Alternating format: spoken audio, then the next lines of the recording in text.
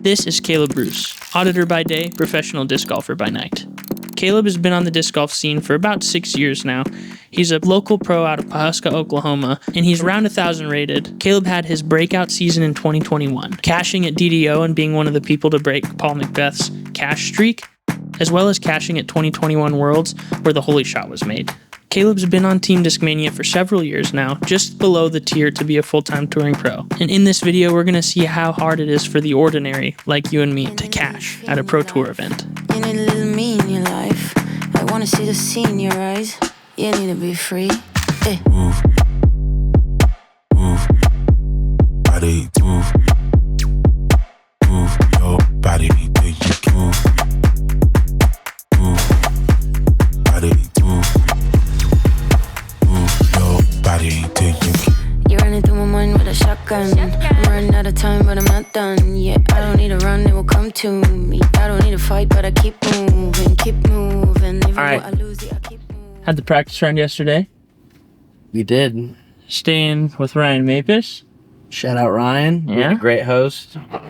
We've got 9 people in the house. It's Ulibari, Barella, Cupcake, Jake Brown, Adam Hammis, me, Alex, Avery Jenkins. I didn't even know Adam was staying there. I haven't seen him a single bit, bro. Yeah. But got the practice round in yesterday. Mm-hmm. Got a pretty good game plan. So what's your goals for this weekend, Caleb? This weekend, first goal. Start off the tournament making the double mando. That's all I want to do. Make the double mando. Start off the tournament on a good note. Doesn't even have to be a great drive, just a good drive. Second goal, get a birdie.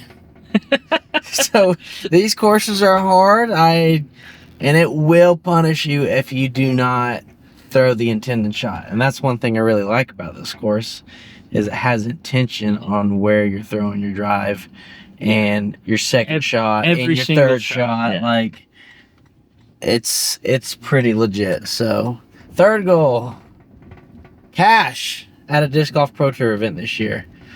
Played the Preserve 2 weeks ago, and I got my butt kicked. So we're going to hope to improve, stay on a positive note this week, and really just be confident in every shot I'm throwing and in my putts, and just give myself a chance to cash at the Pro Tour event. So today, tee at 11-10. 11-10. 11-10, we got Ezra Aderhold, Aaron Gossage, and Billy Armstrong on the cards. 2 of the furthest throwing people on the tour. Yeah, me and Ezra. Fun fact, my first time going to a pro tour event, me and my best friend Noah Rollins we went to Waco, and Noah got to scorekeep for Aaron Gossage, Big Germ, Kevin Jones, and Calvin Heimberg, and I was like crowd control, and there was nobody there, so we just kind of hung out. But before Aaron had any sort of like, before he was like big on the pro tour, I guess. So we watched him absolutely pin the par 4 at Waco that goes out the woods and to the left with a forehand. It was sick. And then we saw him in a Veeder minivan outside of Whataburger, and he's like, "What's up, guys?" It was so funny, dude. It was one of my favorite memories from that trip. But all right, let's get after it. We'll probably see you after the round. With good vibes.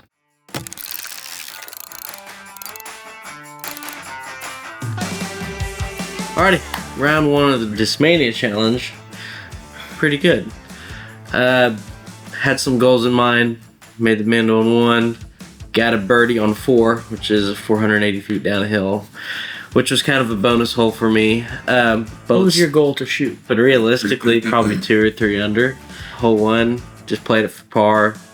After a short drive in hole 2, early release. Hole 3, I ended up what I thought was a good shot. Might have been a little high out of the hand. Rolled out of bounds onto the pond, but I did make the putt to save my par.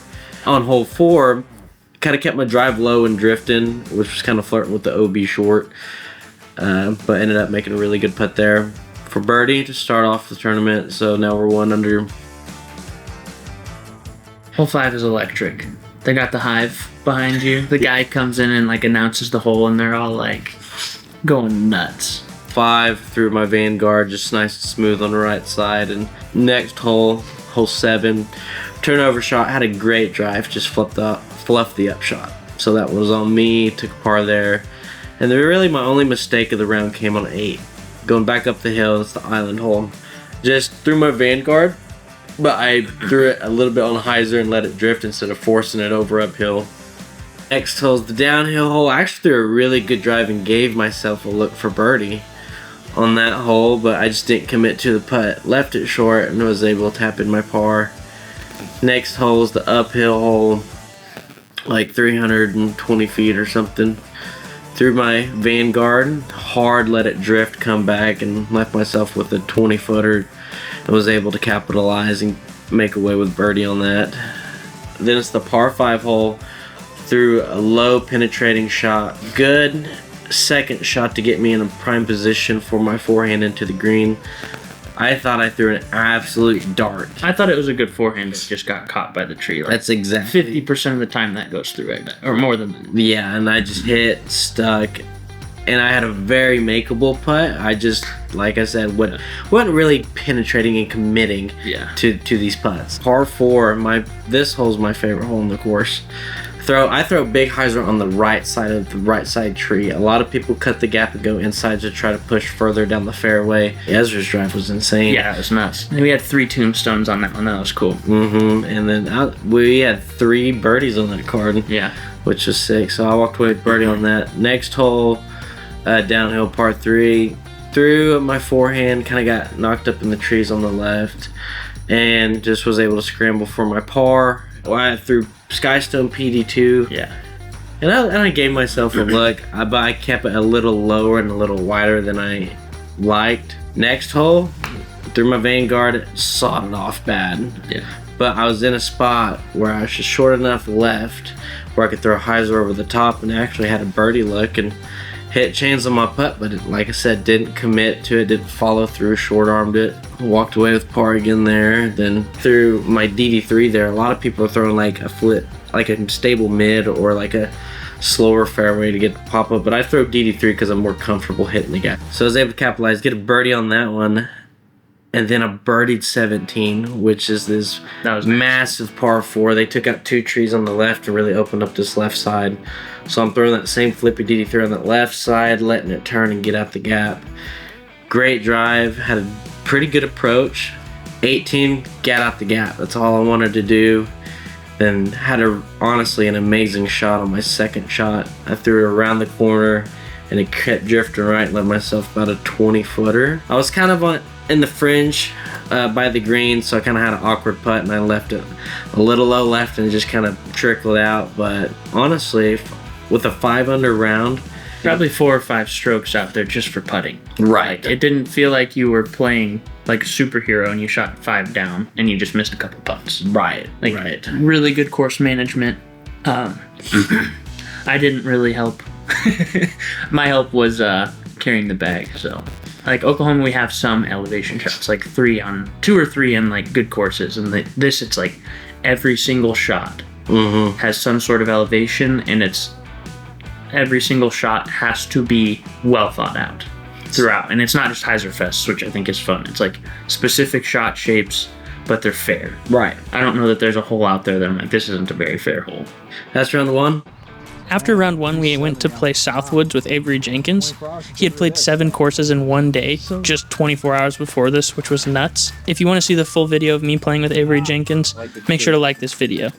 If we get like 100 likes, I'll put it up. We did look at Beauty. Who in? Oh, who is this guy? I don't know.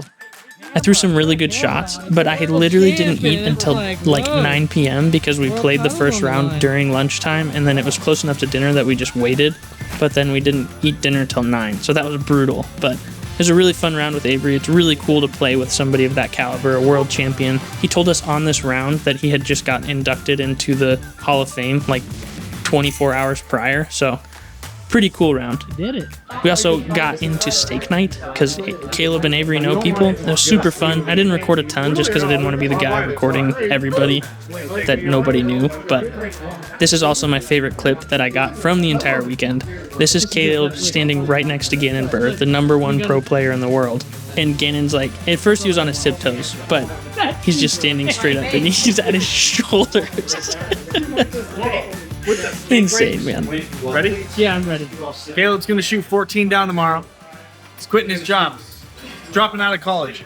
Here we go. Oh, I don't know about that. I'll quit my job and I got steak. He shook on it. He shook on it. No taking back. We're doing. Just a thumbs up will do. We just got to get Terry in there. Let's go. Round 2, we played with Lucas Carmichael, Paul Kranz, Dylan Spellman. Started off fantastic. Made the Mando. Made the Mando and pimped my drive. 2 out of 3. 2. That was sick. Then threw a big CD1 shot, put me inside the circle, ended up draining the putt, getting a hole 1. Hole 2, another great shot. Then a forehand PD2 up shot, ended up putting it within 28, making another putt home. Hole 3, throw it high in the gap again, and I'm like thinking this might be OB. It was great. Within 15 foot, bang the putt again. So now I'm 3 through 3, starting off great. Then I absolutely mush my drive on 4, and I throw it long OB left. And I was like, whoa, I wasn't expecting to do that. So then take a bogey on 4. Hole 5, gave a good ace run. Yeah. Gave a really good ace run. I think I missed just above the basket. Threw my Vanguard turnover on 6. So I could tell it was a little tight, but it felt pretty good out of the hand. I was kind of in the woods on the right. Threw a forehand out in the open to give myself a look. Wasn't able to make the putt. And then we make the island on 7. Based it. Nobody clapped for me. Then, like, Paul based it too, and you just like, good shot. He was like, great shot. Yeah, it was 2 great shots in 7. Hole 8.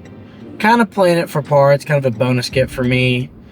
I kind of put it on the edge of the woods on the right side and just barely missed. So I just decided to get a little floaty bid. Put it within 5 foot, tap in par. Hole 9. I love this hole. Know how to throw it, know how to execute it. Throw my tee shot. I don't even think about the branches high because I've never hit them. Throw it high, kicks me dead straight left. And I'm like, oh my gosh. No way, I just threw it OB. Kind of flustered. Fluffed the op shot to 22 feet. Caged the putt. Double bogey just like that. Hole 10. Threw a good drive. Threw another good approach. Then I had a little chipper sidearm, throwing my MD5. Day 1, I hit the limbs. Day 2, hit the limbs again, and it's more than a makeable putt. Just didn't make the putt. So I missed that hole twice. First 2 rounds. It's such an easy hole. So still flustered. I'm angry at myself. Go to hole 11. Throw a perfect drive over the top of the trees. Kind of put my upshot was good. Left myself a little meat on the bone, high on the left on the hill. So I got a flat level putt and I just did not commit to it. Chain out left, so I'm struggling with my putting game now. Frustrated because I threw 2 really, really good shots and just did not convert when I should. And then hole 12, easiest hole on the course. Missed the double Mando. Then throw my upshot long. Have a tricky putt to push putt. Put over the basket, take another double bogey. So at this point, I'm just very frustrated. Go to 13, forehand, push it long. Then I'm in the woods, approach with my P4. And I'm like, I throw it a little hard, but I thought it was good. Well, it kicks a tree right by the basket and shoots me down the creek. OB. I could barely get footing. Horrible look. Missed the putt, another double bogey again. Jeez. I didn't realize there was that many double bogeys that round. Yeah. That was brutal. Hole 14. Saw it off left. Have to go over the top again and leave myself 60 foot. Alex gives me some advice. He's like, all right, Caleb, take a breath, just jam it. I'm like, all right, take a deep breath.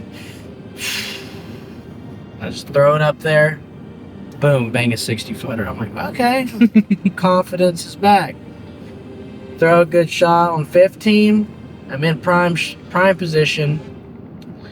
And then I throw my MD3, hammer it a little bit on hyzer, get to pop up. So the green slants harder left than you think, so it's going to bring your disc down to the left toward the pin. But never really came back. It just flew dead straight, and I was OB, had to pitch up, take another bogey. 16, I'm actually throwing a flippy DD3 on the hole just because I know how it flies for the shot shape, and was parked basically. It's 10 foot. Got a birdie. I'm throwing that same DD3 on 17, left side, big turnover, and I absolutely munch it. And I throw a rainmaker on my approach to 20 foot, cash that putt, so that erases one of the double bogeys.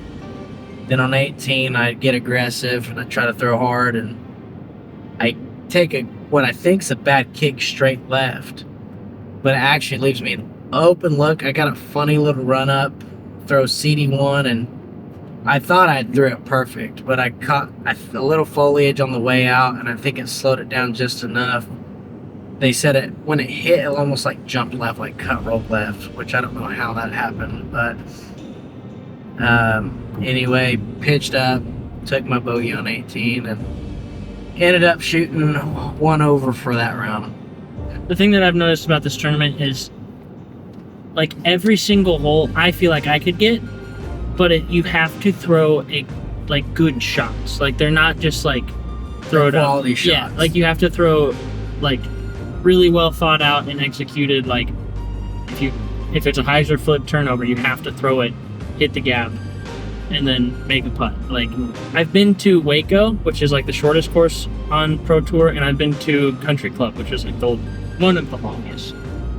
And this is, I think, like right in the middle for distances, and so it's like it's a fair course. Like, if you're hitting your shots and you're being consistent and like executing, you're gonna score.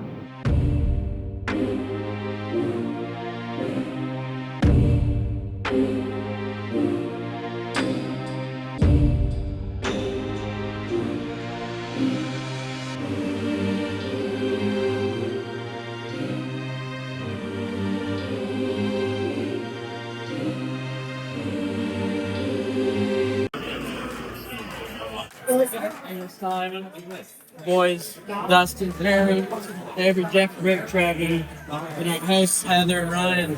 Shout out! Thank you guys so much. How's that chicken sandwich?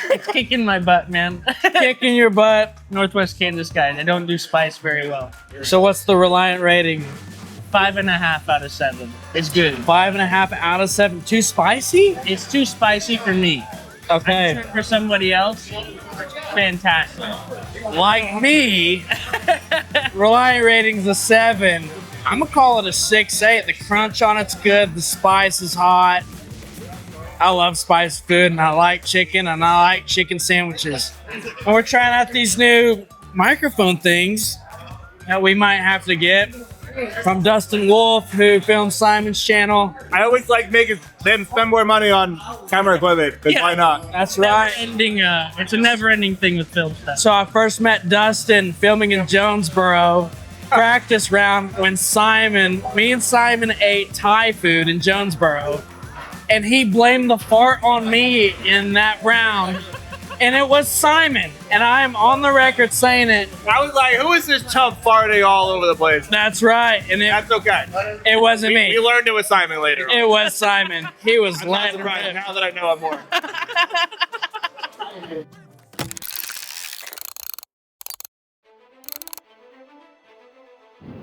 Round 3, I ended up playing with Colt Montgomery, Ty Love, and Chris Clements. Ripped my shot a little low, but I'm in position to attack the green again. Made the Mando all 3 days. And I made the Mando all 3 days. And throw CD1 again up on the green, give myself a 30-footer. Had a weird right to left wind, and it kind of just fell out of my hand. I never gave it a chance.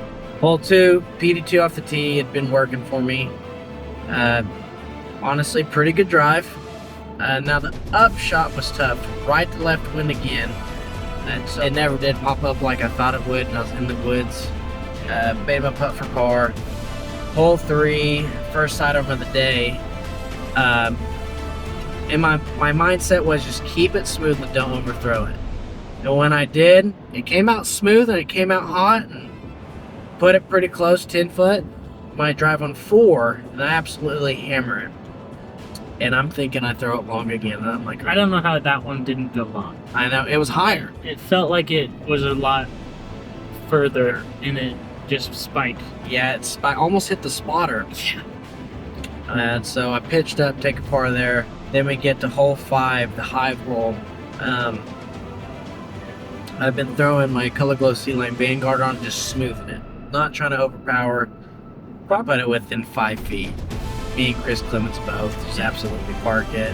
So I throw my Color Glow Vanguard, and I know I kind of fluffed it out of the hand. I really didn't get on it. Throw it out of bounds left. So I'm thinking, all right, smooth PD2 shot standstill. Probably the worst forehand I've had all year. I'm scrambling out of the woods. I throw my no shin, and I 45 footer for bogey. Absolutely airmail it. Put me back to even. Get to hole 7. I'm like, all right, I know what to do. Absolutely yanked my shot right. It was pin high, but it was 60 foot right. Take a bogey, which is unfortunate on that hole. Hole 8 downhill or playing for par basically, but kind of mushed it. Ended up left, and I told Alex, I was like, all right, I'm going to give it a half bid. I thought I did a really good job.